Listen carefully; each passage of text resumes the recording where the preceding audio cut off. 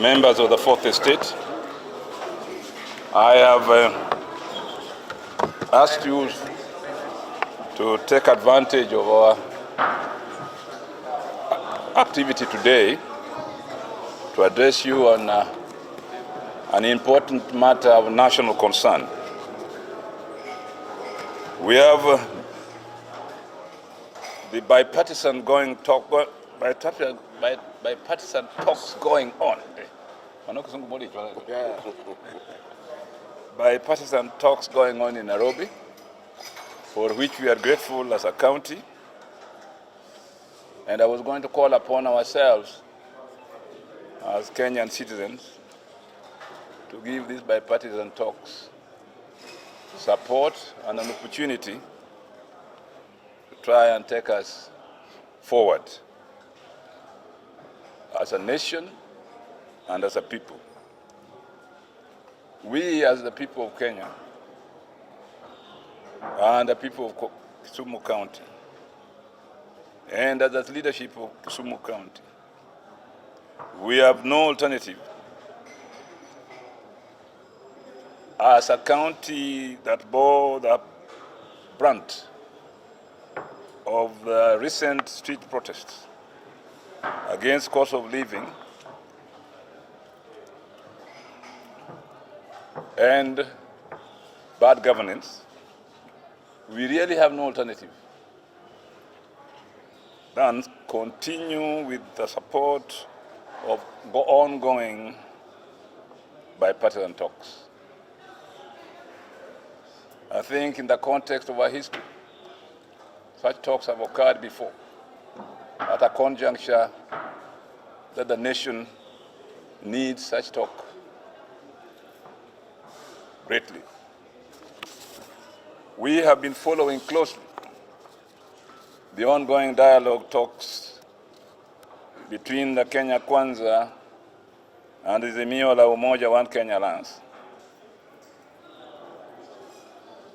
And must remember that as we do so, we painfully also remember the tear gas and stones and deaths and roadblocks that we experienced during the demonstrations, during the Mandamano.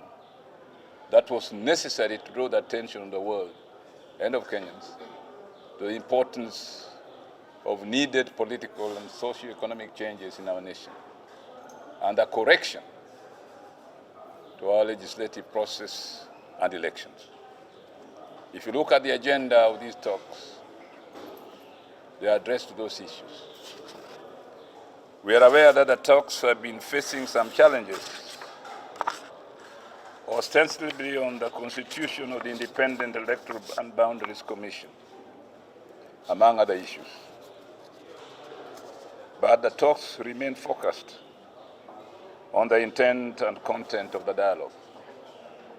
We have come a long way as a country from the dark moments of our history, and must as a people continue to struggle unwaveringly against all forces of obstruction, personal curls, and a tendency for chauvinism. We believe that no Kenyan citizen has to endure subhuman living conditions.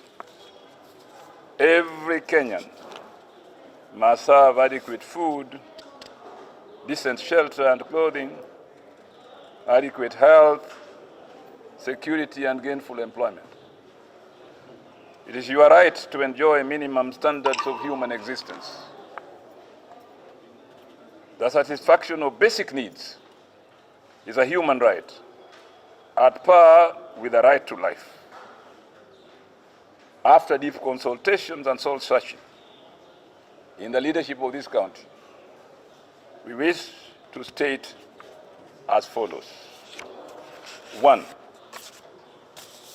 that as one of the governors whose county bore the brunt of the protests, including deaths, we support the dialogue and would like it to continue to a successful conclusion according to the wishes of our party leader, Prime Minister Right Honorable Raila Odinga.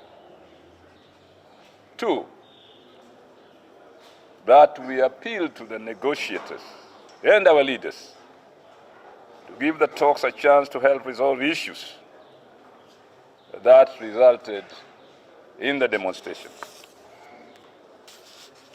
Thirdly, that we assure our party leader that as the leadership of the County of Kisumu, we support his decision to engage in dialogue and ask him to count on our support. 4, that we are aware that some leaders across the country would like the dialogue to collapse so that the country lapses back into political and economic chaos and turmoil.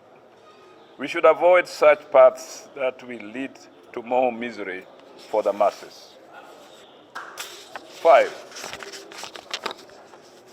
that we would like to warn such leaders who have been blowing hot and cold about the talks that Kenyans will judge them harshly should the bipartisan talks collapse.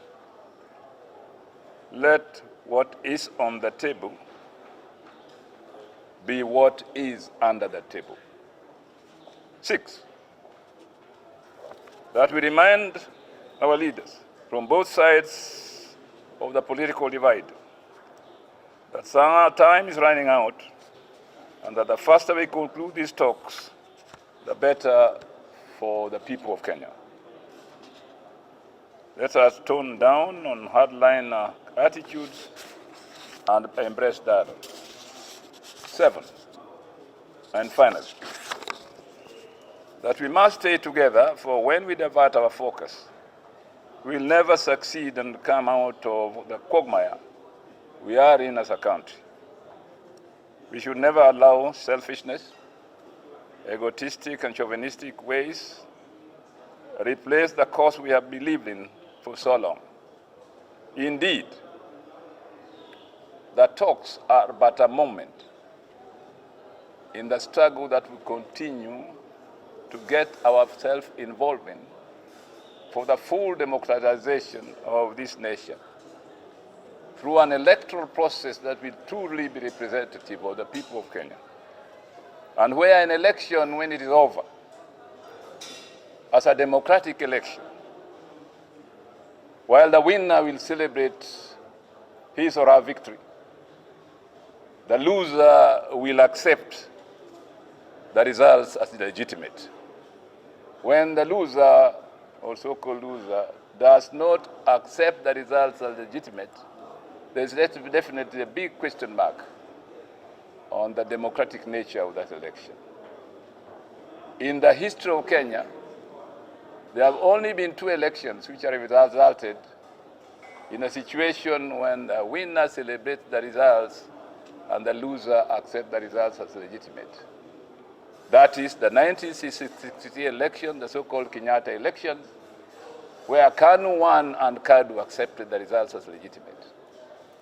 In the year 2002, when NAC won and KANU accepted the results as legitimate. You remember the then leader of KANU, or leader of the party that we were struggling against, went and had a press conference as even before NAC announced the victory, that he was satisfied and the party that lost was satisfied the elections were legitimate. It is only the bipartisan talks that will give the country, or get the country, out of the current muddle and allow it to forge ahead with the business of development and nation building. So that if indeed we are in quest for democracy, we should be ready to hold an election where A, while the winner celebrates the victory, B, the loser will accept the results as legitimate. To me, that is a litmus test of a democratic election.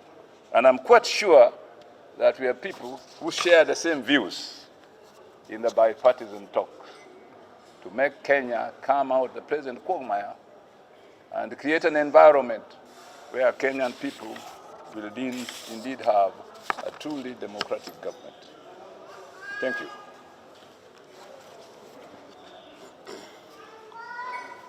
Maswali?